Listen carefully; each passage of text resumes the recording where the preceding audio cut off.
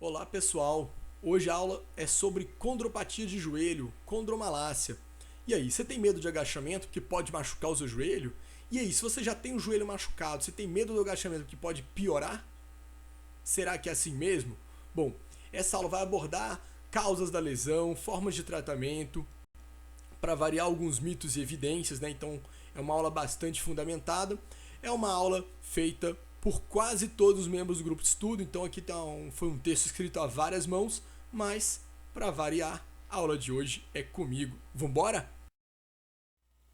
Eu sou o professor Felipe Nassau, sou nutricionista e professor de educação física, atuo na nutrição clínica e esportiva e também como personal trainer, professor e palestrante. Sou presidente aqui do grupo de estudo da Trust e diretor do Instituto Alimente e ex-atleta dos 100 metros rasos. E também sinto muita gastura toda vez que eu vejo alguém na cadeira extensora tentando reabilitar um joelho. E essa é mais uma aula feita sem nenhum incentivo financeiro externo, utilizando apenas o recurso humano dos membros do grupo de estudo. E se você quiser conhecer um pouco mais sobre o nosso trabalho em divulgar o conhecimento científico numa linguagem mais didática e mais acessível nesse assunto tão importante que é a saúde, ou quiser contratar cursos, palestras, consultorias, inclusive essa aula no formato completo, é só entrar em contato com a gente pelo trustsports.com.br. E para quem quiser conhecer o nosso trabalho relacionado com a nutrição, o site é o institutoalimente.com.br. Vamos nessa? Hoje a gente sabe que as lesões nas cartilagens do joelho são muito comuns, não só em praticantes, mas também em sedentários. Então elas existem, as cartilagens, para evitar que as extremidades ósseas se toquem, aliviando forças de atrito durante o movimento. Então olha que interessante. Aqui é um exemplo de uma cartilagem degenerada, aumentando o toque entre os dois ossos, no caso aqui o fêmur e a patela. As nossas cartilagens são formadas por células que são os condrócitos e os condroblastos e também por uma matriz, ou seja, uma rede de proteínas ligadas a carboidratos, que a gente chama de proteoglicanos. A gente sabe que só essa zona superficial recebe sangue e logo só ela recebe nutrientes de modo direto. Então a nutrição ela se dá pelo tecido conjuntivo anexal, ou seja, é feita uma difusão, o nutriente passa pela nossa matriz até chegar nas células. Então é por isso que a regeneração da cartilagem é bem complicada, porque a chegada de oxigênio e de nutrientes nas células ela é muito lenta. E a gente sabe que essa degeneração da cartilagem pode ocorrer por predisposição genética, por incongruências, que a gente vai explicar melhor, incompatibilidade entre aplicação de sobrecarga e capacidade de recuperação, subluxações, sejam elas traumáticas ou por falta de força, exatamente pelos desequilíbrios musculares e pelo repetido esforço irregular, ou seja, excesso de movimento, movimento ruim, falta de força levando a movimento ruim e até uma má capacidade de regeneração do tecido está associado. E normalmente a gente pode falar em tudo isso junto. Então, durante essa degeneração, a gente interrompe aquelas fibras colágenas que estão relacionadas com a matriz e perto das proteoglicanas. Então, a gente perde algumas proteoglicanas. Esse microambiente dos condrócitos sofre alteração, ou seja, eles estão junto dessa matriz. Se a matriz é alterada, com esse ambiente alterado, eu começo a sinalizar o tecido com marcadores inflamatórios. E nesse sentido, a própria inflamação do sistema imune acaba acelerando e auxiliando a degeneração do tecido. Então, se a gente não trata a causa, o que a gente vai ter? Danos nos ossos subjacentes, lógico, né? Então, por exemplo, o fêmur vai tocar mais na patela e isso vai degenerar. A gente tem pode ocorrer a presença de cistos, de esclerose e de osteofitose. Então, como curiosidade, como o tecido cartilaginoso ele não é muito vascularizado, o sistema nervoso relacionado a ele também é muito precário. Então, é um tecido que normalmente também não sente dor. Então, quando você já está sentindo dor no joelho e isso é uma condropatia, normalmente ela já está em grau avançado. Esses graus variam de 1 a 4, normalmente é comum a gente identificar ela com 3 a 4. Então é por isso que a gente tem que elucidar melhor essas causas para que a gente não tenha, visto que uma vez que você tem, ela costuma já estar avançada, e uma vez que você tem, ela é difícil de tratar e principalmente de voltar ao que era antes. Então a gente sabe que esportes de alto volume, principalmente a corrida de fundo, está bastante relacionado com a maior incidência de lesões condrais. Então, em mulheres é muito comum também as condropatias, né, as lesões condrais de joelho, por causa da incongruência. Isso aqui é o tal do ângulo Q. O que é esse ângulo Q? É o ângulo entre a projeção vertical do seu joelho e a projeção vertical da parte mais lateral do quadril. Então, o que acontece? Quanto maior for esse ângulo Q, maior o valgismo. Isso é muito comum em mulheres, por quê? Porque as mulheres costumam ter o quadril um pouco mais largo que o dos homens, até por uma característica genética em função da gestação. Então o que acontece? Se a mulher não tiver força suficiente na musculatura para se estabilizar, ou tiver uma má postura, ela tem uma maior probabilidade de aumentar esse ângulo Q, desenvolvendo esse geno valgo, ou seja, projetar o joelho para a parte central do organismo, e nesse sentido a patela faz uma rotação lateral. E nessa rotação que ela faz, você acaba promovendo um desgaste durante a sua movimentação. Outra causa bem importante é que mulher usa muito salto. E o salto, o que ele faz com a postura? Toda vez que você projeta a sua força na ponta do pé, e isso aumenta muito com o salto, você aumenta a tensão no quadríceps e aumenta a tensão patelar. Então a gente sabe também que atletas têm uma incidência grande e importante de condropatias. Isso neles está muito associado a excesso de exercício e principalmente falha nos mecanismos e no tempo de recuperação. Então por que eu botei essa figura do agachamento? Porque as pessoas morrem de medo de fazer agachamento porque vai machucar o joelho. E a gente sabe que não é bem assim. Então a gente sabe que o agachamento bem feito, inclusive, é das melhores estratégias para recuperar um joelho com condropatia, e a gente vai abordar isso na aula hoje. Mas olha que interessante, não é só atleta que treina demais e que tem falha na recuperação. A gente vê isso diariamente e corriqueiramente na academia. Que a pessoa fala, não, mas eu machuquei porque eu fiz o agachamento. Não, você machucou porque você fez o agachamento, porque você fez o leg press, porque você fez o agachamento com a barra pela frente, porque você fez a extensora, porque você foi fazer spinning depois, e porque depois foi correr 10ão para soltar. Aí você faz isso 2, 3 vezes por semana. Então não é que o agachamento te machucou, que a falta de planejamento, a falta de coerência e a falta de bom senso e a falta de ciência no seu treino está te levando a machucar. Então, nas condropatias, a gente verifica uma menor ativação da musculatura do quadríceps e uma maior ativação dos isquiotibiais, do posterior da coxa, que parece ser um mecanismo compensatório dessas forças. Isso também a gente tem visto alguns trabalhos mostrando que o próprio encurtamento do quadríceps pode aumentar essa tensão no tendão patelar, que aumenta a compressão também da patela. Um outro ponto que a gente tem que observar com cuidado é que a gente vê muita gente falando sobre uma neuroativação assimétrica. O que é isto? O vasto lateral sendo mais ativado do que o vasto medial. E aí o que acontece?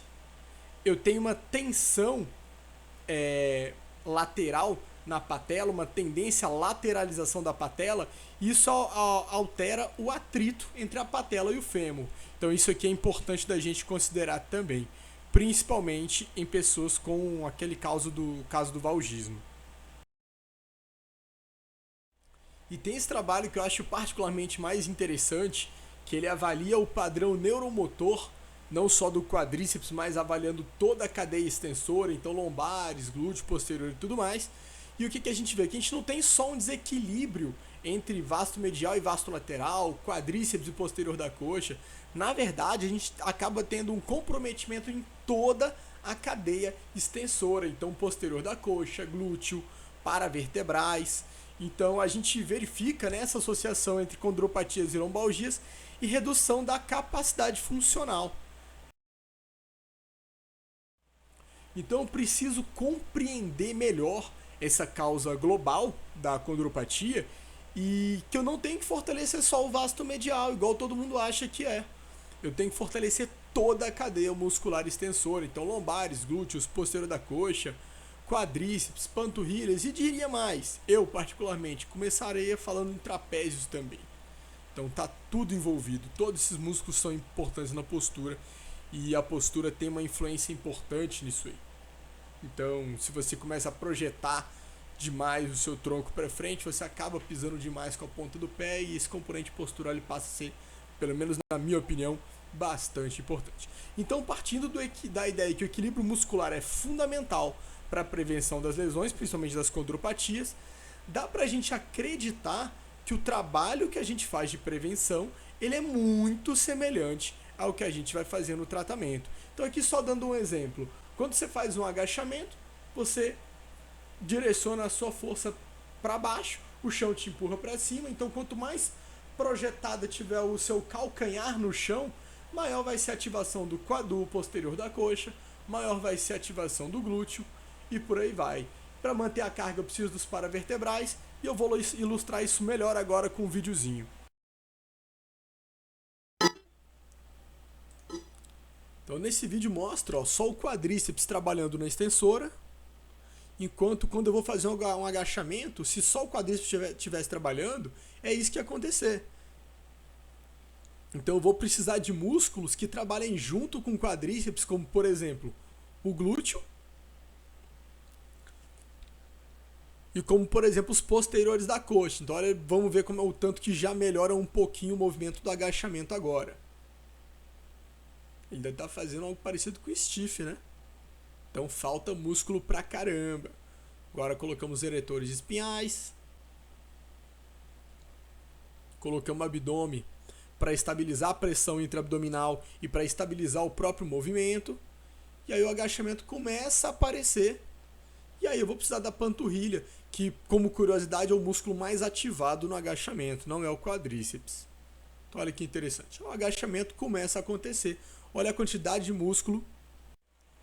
Então, quando a gente começa a falar sobre essa má sincronia de toda a cadeia muscular extensora, glúteo, posterior, paravertebral, quadríceps, tudo mais, que a gente acredita que está faltando intensidade, está faltando movimentos de alta amplitude e alto componente de força ou potência, como os agachamentos, como os sprints, como os saltos. Não é sapato de salto, é saltar.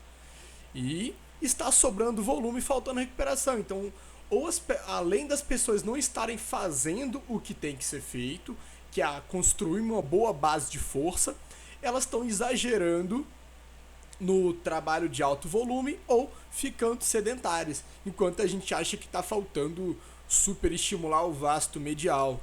E aí eu vou perguntar pro tubarão o que é que ele acha. Ele também já caiu no papo de que tem que fazer extensora nos últimos ângulos.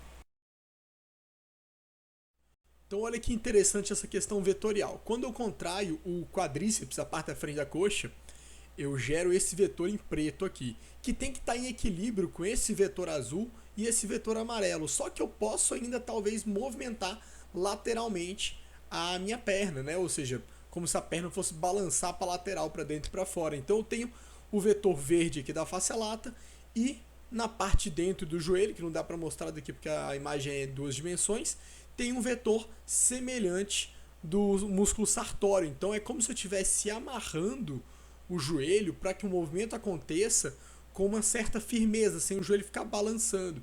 Então isso vai acontecer muito mais no agachamento do que numa cadeira extensora, por exemplo. Então é por isso que os movimentos complexos são mais seguros e quanto maior for o grau de desequilíbrio, mais esses músculos estabilizadores vão conferir esse equilíbrio e conferir uma segurança. Então, por exemplo, agachamento, que muita gente condena como sendo um exercício perigoso, ele é perigoso porque as pessoas fazem errado. Mas A literatura científica mostra que ele é um dos exercícios mais seguros e, inclusive, mais indicados em reabilitação do joelho, por exemplo. Então, além dos esportes onde ocorre perda de massa muscular, como a corrida de fundo e como o ciclismo, onde a gente tem muito trabalho mecânico, a gente tem no plano sociocultural, que a gente pode falar da maior incidência nas mulheres, que além das incongruências do menor ganho da menor capacidade de ganhar massa muscular, então para a gente parar de ficar culpando a genética, tem a questão dos calçados com salto, como eu falei, que aumenta a tensão no tendão patelar, e aumentando a compressão patelofemoral, mas o ponto que eu gosto de tocar como ponto-chave mais importante é baixa adesão a exercícios intensos, ou seja, menores ganhos de força, menores ganhos de potência. Por quê? Porque não quer fazer força, porque morre de medo de ficar forte. E a gente sabe que mulher não costuma ficar muito forte, a menos que use de hormônio esteroide, né? E aí eu tenho um ponto-chave também que eu tenho que tocar, que é a lubrificação do joelho. Então esse líquido sinovial, que é responsável por lubrificar o nosso joelho, principalmente essa região entre a patela e o fêmur, ele é formado principalmente pelo ácido hialurônico, que é um biopolímero, composto por ácido glucurônico e glicosamina. Então, que é produzido no complexo de Golgi. E o que eu preciso saber disso aqui? Que esse ácido hialurônico ele está em quase todos os tecidos, ele está muito relacionado com o envelhecimento. Então, quanto mais velho a gente fica, menos ácido hialurônico a gente produz. Então, a gente não tem alteração só nas articulações, mas alterações na pele. Mas voltando aqui, ele é quem confere essa viscosidade ao líquido sinovial. Então, quanto menos ácido hialurônico eu produzir, menos viscoso e menos redução do atrito eu vou ter. E aí, obviamente, se eu reduzo o atrito, eu vou aumentar o desgaste. E eu sei que processos inflamatórios diminuem a produção de ácido hialurônico, que está aumentando mais ainda o desgaste. Então, o que eu preciso saber disso tudo? Lá na frente a gente vai tocar alguns pontos relacionados à nutrição. É como assim, se você tiver uma alimentação muito pró-inflamatória, comendo muito alimento inadequado, a gente tem aula sobre mitos e verdades de nutrição esportiva, dá uma olhadinha lá, tudo que a gente fala se aplica aqui também. E agora que a gente já entendeu a lesão, vamos falar de tratamento. Bom, então vários trabalhos têm mostrado que o aumento de força ele é efetivo na reabilitação, ele reduz a dor, inclusive em fases agudas, e reabilita a capacidade funcional. Então fica aqui bem claro que a parte mais importante do tratamento de condropatia é ganhar força. E aí a gente esbarra, mas como é que eu vou treinar essa força? Vários livros técnicos de cinesiologia, como Rasch e Capandi, por exemplo, condenam o movimento de pressão em altas amplitudes, como por exemplo leg press, agachamento, baseado em um trabalho que mostra que pode ocorrer lesão em ligamentos, articulações e meniscos. E a gente sabe que isso é um mito, baseado em trabalhos inconclusivos. Pô, Felipe, mas assim fica ruim. Todos os trabalhos que favorecem a musculação eu digo que são bons, e os que desfavorecem você diz que são ruins. Como é que a gente vai saber o que é bom e o que é ruim? Vamos analisar esse estudo que falou que machuca. Foi um estudo feito em 61, com uma análise em cadáveres, estimulando apenas o quadríceps, e realmente, no agachamento, os cadáveres que fizeram o movimento do agachamento estimulando só o quadríceps, houve sobrecarga nos ligamentos, houve sobrecarga nos meniscos, com uma rotação do fêmur sobre a tíbia, comprimindo os meniscos. Mas peraí, em cadáver? E cadê os outros músculos que deveriam estar sendo estimulados até nos cadáveres? E os estudos em vivo? O que eles estão dizendo? Então, qual é a conclusão desse trabalho? Cadáveres, sob hipótese alguma, devem ficar fazendo agachamento com eletroestimulação apenas no quadríceps. Que aí eu achei uma foto na internet que deve ser mais ou menos isso que eles faziam no estudo. E aí eu fico cada vez mais distante de falar com os ETs, né? Eu queria muito falar com o ET, mas assim, pelo jeito tá difícil. Então eu queria muito a ajuda das pessoas para poder me comunicar com essa galera. E o que os estudos científicos têm mostrado pra gente? Que os exercícios de cadeia cinética fechada, como os agachamentos e o leg press, por exemplo, obtiveram muito mais sucesso no tratamento das condropatias do que os exercícios de cadeia aberta, como a extensora, por exemplo. Isso é válido, inclusive, em protocolos de treino com baixíssima intensidade e frequência de treinamento muito alta, ou seja, com poucos dias de recuperação entre os treinos. Ou seja, funciona melhor até com treino ruim. E tem trabalho que condena os exercícios de cadeia aberta como a extensora em pessoas com condropatias, porque ocorre uma rotação da tíbia sobre o fêmur e isso pode desestabilizar a relação patelo-femoral. Então parece não ser uma boa ideia. E olha que interessante, existe uma maior ativação do vasto medial e do vasto lateral em exercício de cadeia cinética fechada, ou seja, contrariando o que muita gente diz. E a gente sabe que aumentar o trabalho desses músculos é importante na reabilitação da condropatia. Mas espera aí, nos últimos ângulos da extensora, a gente não ativa mais o vasto medial? Muito médico fala isso, muito fisioterapeuta fala isso, muito educador físico fala isso, muito aluno também fala isso, porque eu vi em algum lugar. Peraí, mas essas pessoas que têm graduação têm que ter tirado essa informação de algum lugar, né? Porque senão é mentira, não é isso? Então vamos avaliar o local de onde as pessoas têm que ter tirado essa informação, os artigos científicos, vamos ver o que eles estão dizendo?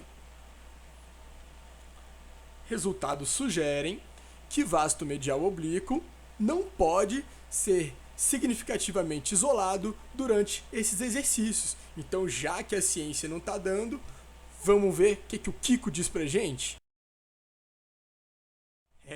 Não deu. Então tem que ficar muito atento quando eu falo em forças compressivas tibiofemorais, porque a gente sabe que na extensora essas forças são iguais no agachamento e elas aumentam não com angulação, elas aumentam com carga.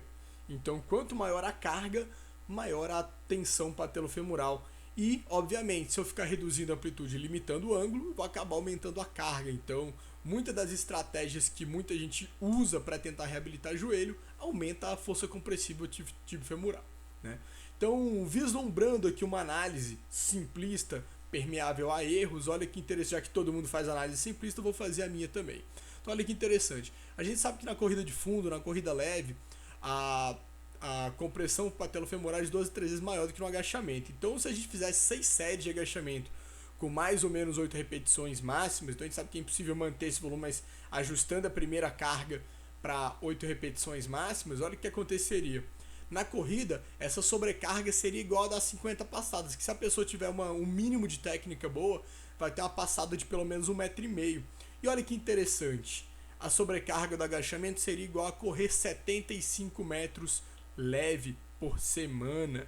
Então, a gente vê que não faz muito sentido. Agora, algo que é muito importante da gente falar é sobre técnica de agachamento e técnica de leg press, porque é basicamente a mesma coisa, né?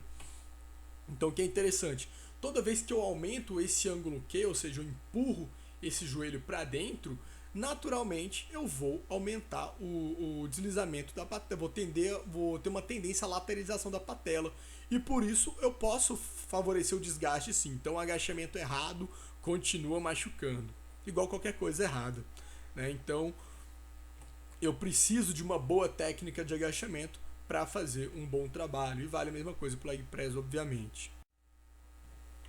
E eu sei também que se eu deslocar o meu centro de gravidade à frente, ou seja, posicionar mal a barra, ficar projetando o joelho excessivamente à frente da ponta do pé, então isso aqui é natural, não tem como fazer um agachamento sem o joelho passar da ponta do pé, quer dizer, depende muito do tamanho do seu pé, né?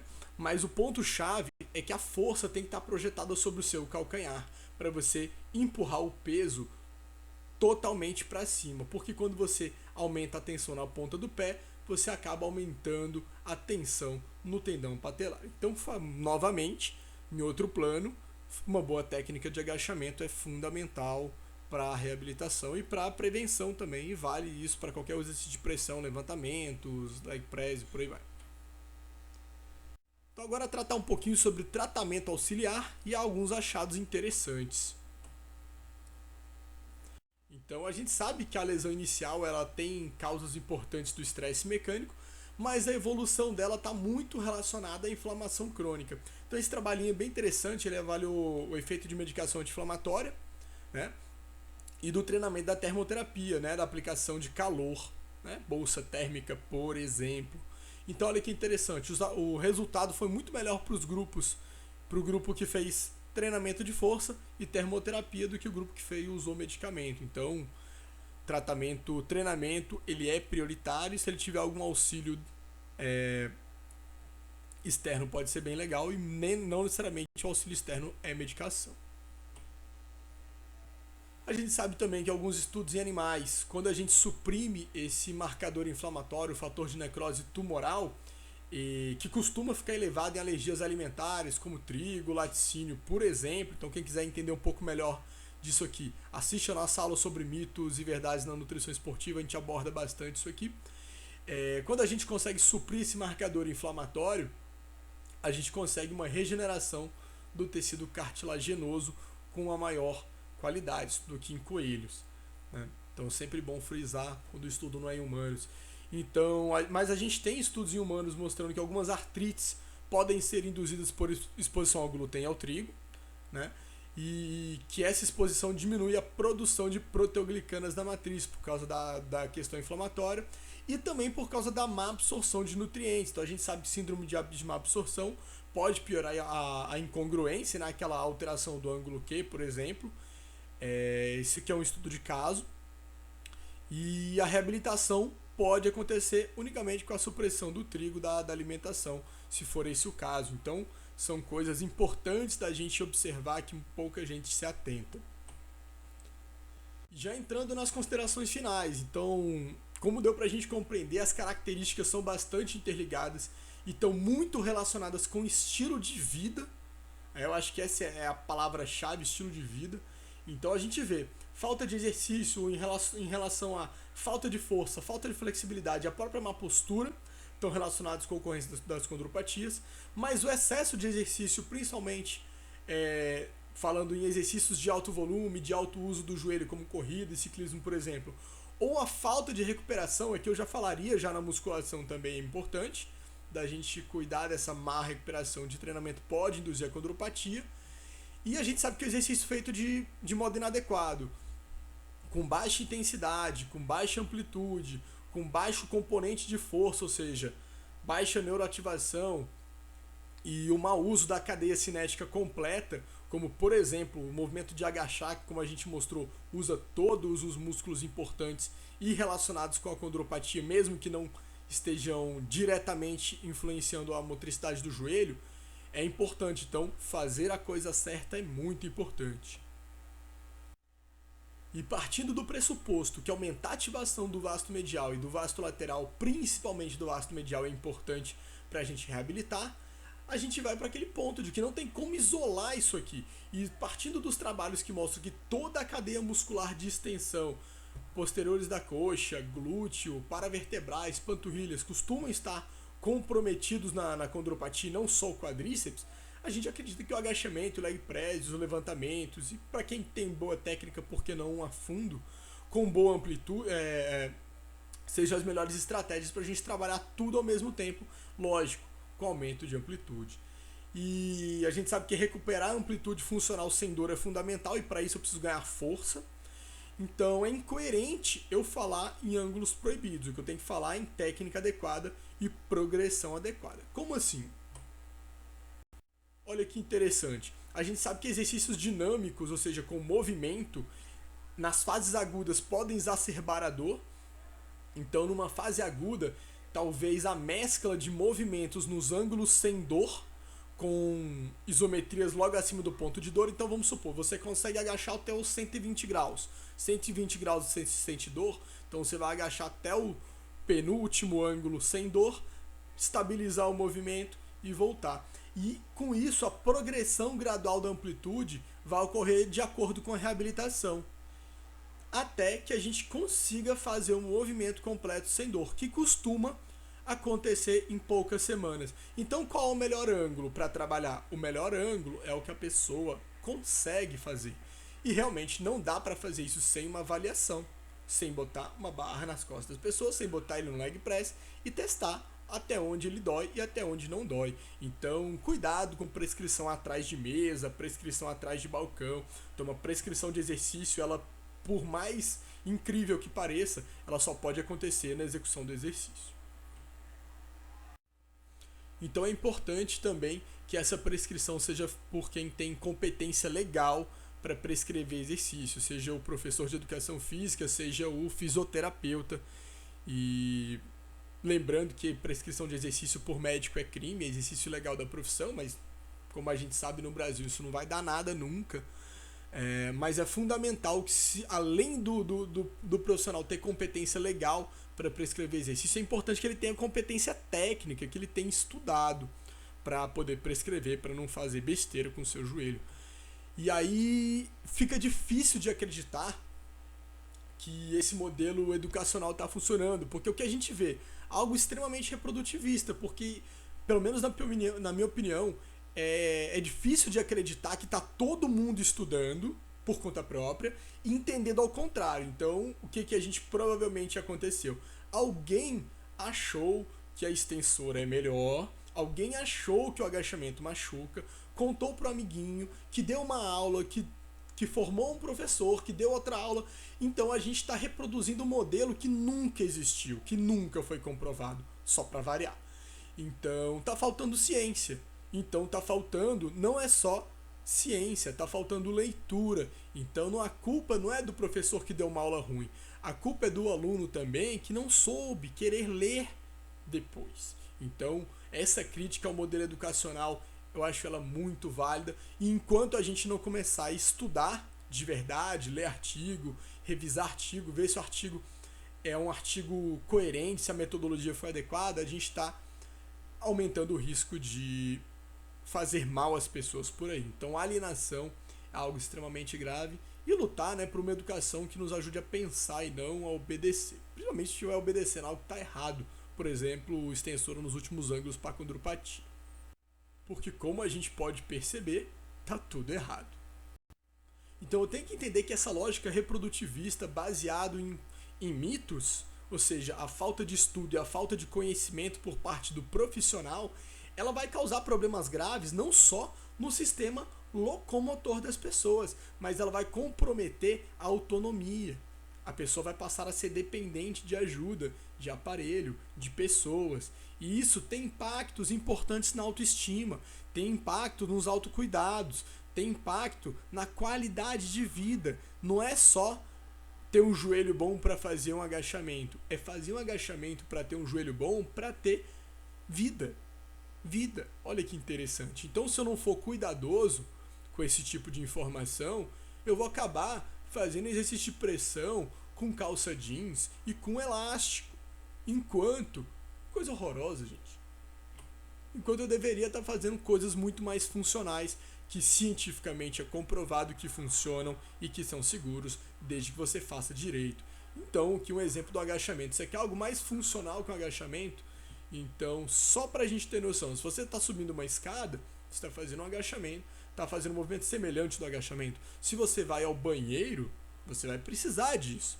Então, quanto mais autonomia a gente puder dar às pessoas, para que elas sejam independentes, é muito interessante. Então, eu espero que você tenha gostado de mais essa aula. Então, se você gostou, curta, compartilhe e se inscreva no nosso canal aqui no YouTube. Essa é a maneira que a gente tem de manter essa qualidade de informação científica numa linguagem mais acessível e de modo gratuito. E se você gostou mais ainda dessa aula e quer levar para sua empresa, para sua cidade, essa aula no formato completo, abordando um pouquinho melhor as análises biomecânicas e abordando um pouquinho melhor também as intervenções em relação à isometria, dinâmicos, treinamento excêntrico que a gente não abordou aqui, porque tem que ser feito com muito cuidado, é só entrar em contato com a gente pelo ultrasports.com.br. Lá fica também o nosso trabalho de consultoria esportiva, personal trainer, etc. Aqui no institutoalimente.com.br, para quem tiver interesse no nosso trabalho voltado para consultoria alimentar e nutricional. Então, como a gente comentou, tem muita coisa envolvida com a nutrição que pode melhorar com o joelho. E quem quiser ficar antenado nas nossas novidades, meu Facebook é o /Felipe Nassau, meu Instagram é o @Felipe Nassau, e espero que vocês estejam com menos medo do agachamento e comecem a olhar com outros olhos para a cadeira extensora.